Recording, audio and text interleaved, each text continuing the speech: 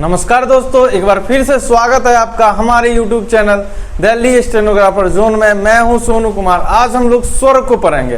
तो आज के वीडियो देखने से पहले हमारी जो प्रीवियस के वीडियो हैं उसको आप जरूर देखें। उससे आपको पता चलेगा कि आज के वीडियो में हम लोग क्या पढ़ने वाले हैं।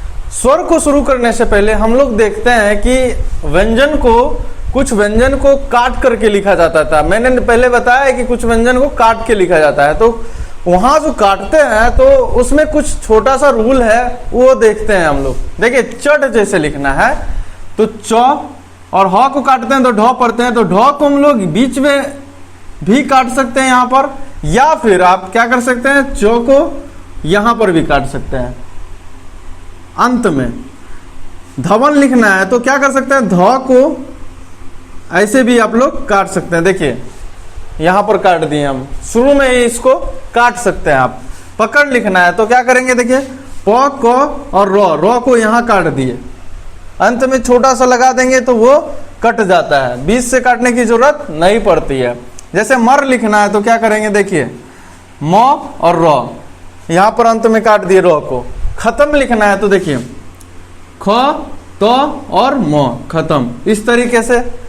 या फिर आपको दूसरा तरीके से लिखना हो तो क्या करेंगे, देखिए ख, त और म को नो को काटते हैं तो म पढ़ते हैं, तो यहां भी इसको काट सकते हैं, अंत में भी इसको काट सकते हैं। इससे क्या होगा कि हम लोगों को पेंसिल उठाने की जरूरत नहीं पड़ेगी। नरम लिखना हो तो क्या करेंगे, देखिए नो, र और म। देखिए नो को, म को यहां पर काट दिए तो नो बन गया, र हो गया, फिर नौ को यहां पर काट दिए हैं तो म बन गया। तो इस तरीके से हम लोग स्वर को, व्यंजन को इस तरीके से भी हम लोग काट सकते हैं। ठीक है, तो अब हम लोग देखते हैं स्वर।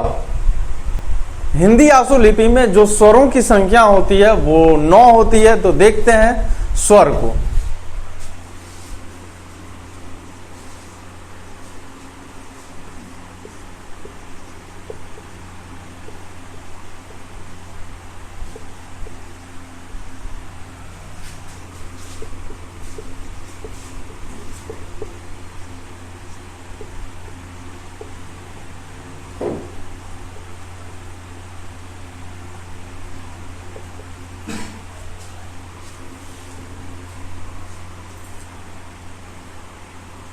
पहला देखिए, हिंदी आशु लिपि में कुल 9 स्वर होते हैं। तो फर्स्ट नंबर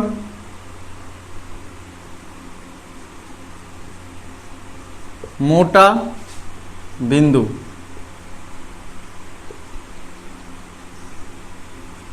यानी कि ये 3 होते हैं। कितने होते हैं, तो 3 होते हैं।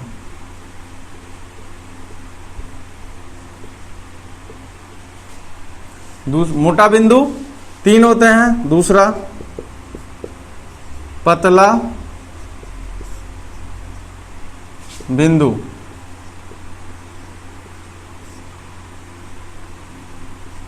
ये भी 3 होते हैं।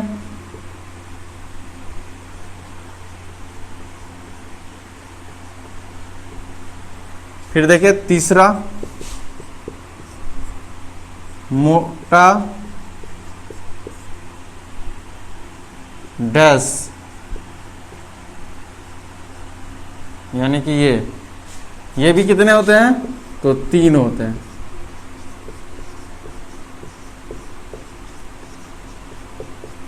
तो चलिए देखिए, मोटा बिंदु 3 होते हैं। तीन स्वर इसका हो गया, फिर 3 स्वर इसका हो गया, और 3 स्वर उसका हो गया। तो 9 टोटल स्वर हैं। तो हम लोग स्वर को अभी देखेंगे।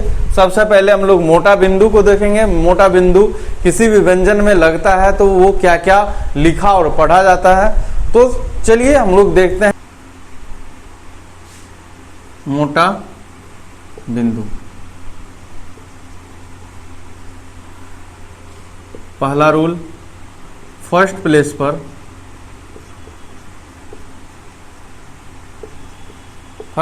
पर मोटा बिंदु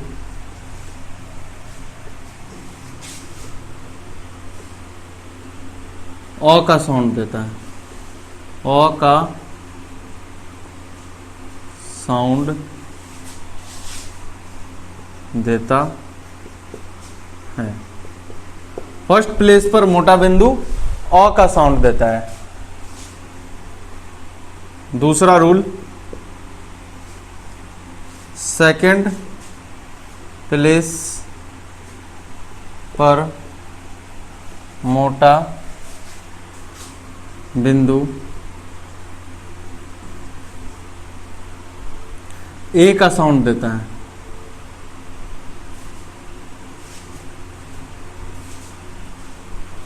ए का साउंड देता है। जैसे स्वर डायरेक्ट लिखेंगे तो ये होगा, और किसी भी व्यंजन में मात्रा लगाते हैं तो ए का ऐसे लगाते हैं। ए का साउंड देता है। तीसरा रूल है कि थर्ड प्लेस पर मोटा बिंदु हर्षई दीर्घई, या स्वर लगाए तो हर्षई या फिर दीर्घई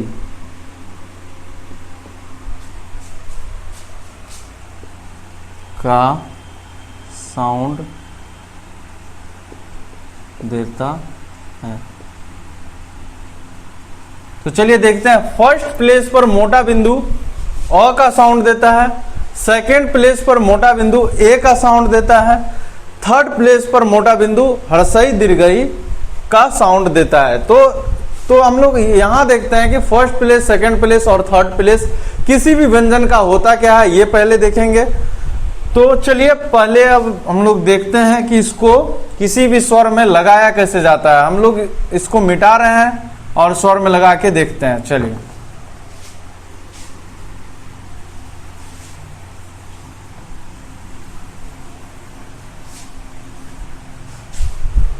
तो देखते हैं मोटा बिंदु किसी भी व्यंजन में पहले लगाया जाता है तो कैसे पढ़ा जाता है, और बाद में लगाया जाता है तो कैसे पढ़ा जाता है। देखिए स्वर पहले मोटा बिंदु के लिए पढ़ रहे हैं हम लोग। तो देखिए स्वर पहले लगाते हैं तो क्या पढ़ते हैं। जैसे क का साउंड है, ये क है, और इसका फर्स्ट, सेकंड और थर्ड प्लेस, जहां से कोई भी व्यंजन शुरू होता है वो उसका फर्स्ट प्लेस होता है। देखिए ये फर्स्ट प्लेस है, स्वर पहले में, इसका बीच में होगा सेकंड और लास्ट होगा ये थर्ड प्लेस। ये first place, second place, third place. जैसे तो में देखते हैं, तो के लिए पहले जो होगा, ये पहले की बात कर रहे हैं, स्वर पहले की बात, तो ये फर्स्ट प्लेस जहां से शुरू हुआ है सेकंड प्लेस, और जहां पर अंत होगा ये इसका थर्ड प्लेस होगा। उसके बाद म के लिए बात करें, अगर ये तो था, ये क था, और म के लिए अगर बात करें, ये ऐसे होता है। इसका ये फर्स्ट प्लेस पहले का बात कर रहे हैं, सेकंड प्लेस, थर्ड प्लेस। ये हो गया आपको स्वर पहले। तो देखते हैं अब इसको फर्स्ट प्लेस पर लगाने से, सेकंड प्लेस पर लगाने से और थर्ड प्लेस पर लगाने से आखिर पढ़ा क्या जाता है। तो चलिए क में जब फर्स्ट प्लेस पर मोटा बिंदु लगाएंगे तो इसको पढ़ेंगे अक, क्योंकि फर्स्ट प्लेस पर मोटा बिंदु जो रूल लिखे थे अभी उसमें देखे थे आप कि अ पढ़ते हैं हम लोग। तो फर्स्ट प्लेस पे स्वर पहले अगर लगाएंगे तो अक पढ़ेंगे। अगर इसी क में सेकेंड प्लेस पर मोटा बिंदु लगाएंगे तो इसको पढ़ेंगे एक। अगर यही हम लोग थर्ड प्लेस पर लगाएंगे तो इसको पढ़ेंगे इक, या फिर इक। ये फर्स्ट प्लेस है, ये सेकंड प्लेस है और ये थर्ड प्लेस है।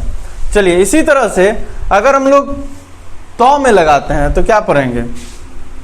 तो के लिए देखते हैं, अगर ये तो है और इसके फर्स्ट प्लेस में पहले लगा दिए स्वर मोटा बिंदु वाला तो इसको पढ़ेंगे अत, अत। और यही अगर सेकंड प्लेस पर लगा दिए तो इसको पढ़ेंगे ए और त, ए। और यही थर्ड प्लेस पर लगा देंगे तो इसको पढ़ेंगे ई तौईत, या फिर दीर्घई और तौईत। तो इस तरीके से हम लोग स्वर को लगाते हैं। पहले मोटा बिंदु पहले लगाते हैं किसी व्यंजन को, तो ये पढ़ते हैं हम लोग, देख लिए। अब हम लोग देखते हैं कि स्वर बाद में लगाते हैं तो क्या पढ़ते हैं। मोटा बिंदु बाद में लगाते हैं, स्वर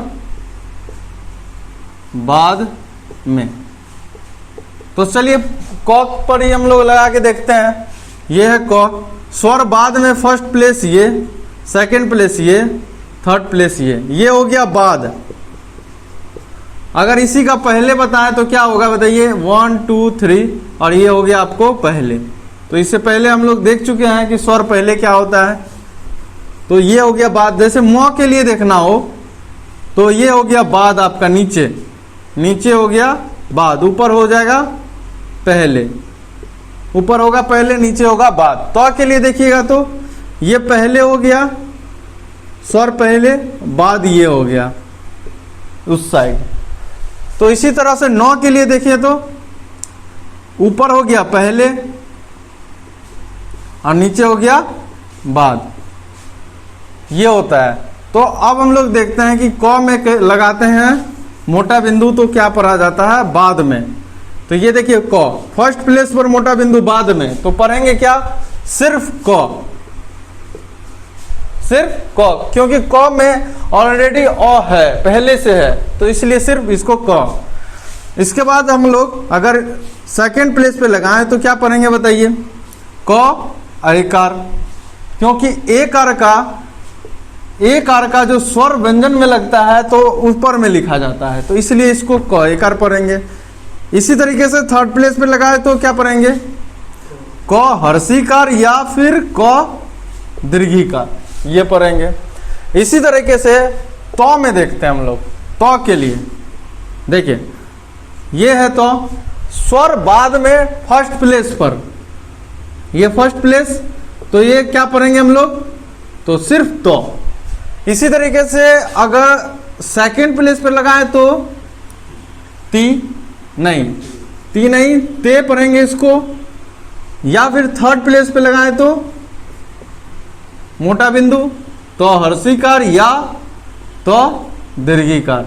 इस तरीके से हम लोग पढ़ते हैं। चलिए इसके अलावा भी कुछ देख लेते हैं हम लोग। प के लिए देखिए, प के लिए ये है प।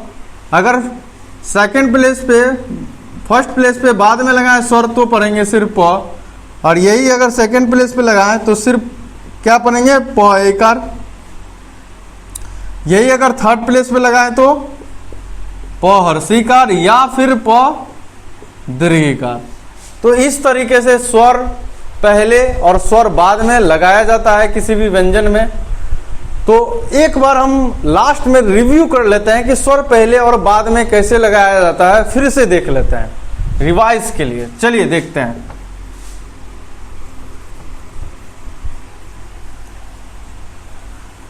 चलिए थोड़ा सा टाइम लगेगा, बस हम लोग इसको फिर से देख लेंगे तो आपको भी याद हो जाएगा दोबारा। देखिए क के लिए जो स्वर होता है पहले और बाद, तो ऊपर होता है इसका पहले, ये बात ध्यान में रखिए, और नीचे होता है इसका बाद। ठीक इसी तरह से चौ के लिए देखिएगा तो ये इसका पहले होता है और ये होता है इसका बाद, इस साइड बाद, इस साइड पहले। इसी तरह से हम लोग टॉ के लिए देखेंगे तो ये होता है इसका पहले और ये होता है इसका बाद। ठीक है, अब हम लोग देखते हैं तो के लिए।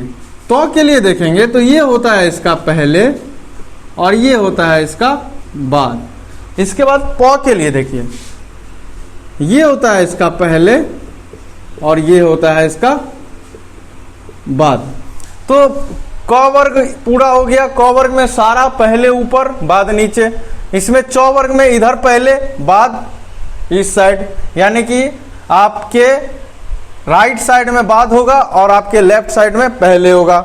इसी तरह से टॉ में देखिएगा तो टॉ में इस साइड पहले और इस साइड बाद। टॉ में देखिएगा तो इस साइड पहले और इस साइड बाद। प में देखिएगा इस साइड पहले और इस साइड बाद। फिर देखते हैं य के लिए। य में देखिएगा तो ऊपर पहले नीचे बाद, ये हो गया पहले आपको य के लिए और ये हो गया बाद। इसी तरह से व में भी देखिएगा तो इस साइड हो गया, ये हो गया आपको पहले, ये हो गया बाद। इस तरीके से स्वर में पहले और बाद को हम लोग देखते हैं। तो इसमें अब हम लोग लगा करके भी देख लेते हैं एक बार। चलिए, इसी तरह से क में फर्स्ट प्लेस पर लगाएंगे पहले, पहले का बात कर रहे हैं तो इसको क्या पढ़ेंगे हम लोग, अक पढ़ेंगे, अ क अक। अगर यही सेकंड प्लेस पे लगाएंगे तो क्या पढ़ेंगे, एक पढ़ेंगे। यही अगर थर्ड प्लेस पे लगाएंगे तो पढ़ेंगे इक या इक। चलिए, स्वर ये पहले का बात हो गया। अब बाद का देखते हैं। क के लिए ही तो सेकंड फर्स्ट प्लेस पे लगाएं तो क्या पढ़ेंगे, सिर्फ क। यही सेकंड प्लेस पे लगाएंगे तो क्या पढ़ेंगे, क ऐकार। यही अगर थर्ड प्लेस पे लगाएंगे तो क्या पढ़ेंगे, क हर्षिकार या फिर क दीर्घिकार। तो इस तरीके से स्वर को लगाते हैं। आप लोग क्या करेंगे, जितने भी व्यंजन है उसमें स्वर को लगा करके देखिए, मोटा बिंदु को लगा करके देखिए और उससे जो शब्द बन रहा है उसको आप अपने कॉपी में नोट कीजिए। जैसे क में लगाइए स्वर पहले, फिर ख में लगाइए स्वर पहले, तीनों प्लेस पर लगाइए और देखिए कि उससे क्या शब्द बन रहा है। और इसके अलावा हमारे नोट्स हैं जो स्क्रीन पर दिए गए हैं, उसको देखिए, उसको अपने कॉपी में नोट कीजिए और उन सारे शब्दों को लिखने का आप प्रैक्टिस कीजिए। उसमें जो मोटा बिंदु से शब्द बन रहा है उसको आप लिखिए और आप इस तरीके से हिंदी आशुलिपि सीख सकते हैं बेहद आसान तरीके से। हमारे आज अगर फर्स्ट वीडियो आज ये देख रहे हैं आप, तो हमारे जितने प्रीवियस वीडियो हैं उसको जरूर देखिए, आपको उससे सीखने को मिलेगा। हिंदी आशुलिपि सीखना आसान है। हमारे चैनल पर आप लगातार बने रहने से हिंदी आशुलिपि सीख सकते हैं। अगर आपको हमारा वीडियो अच्छा लग रहा हो तो हमारे वीडियोस को लाइक करें, हमारे चैनल को सब्सक्राइब करें, शेयर करें हमारे वीडियो को और अपने फ्रेंड्स को बताएं, अपने रिलेटिव्स को बताएं कि हिंदी आशुलिपि इस प्लेटफॉर्म से बेहतर तरीके से सीखा जा सकता है। धन्यवाद।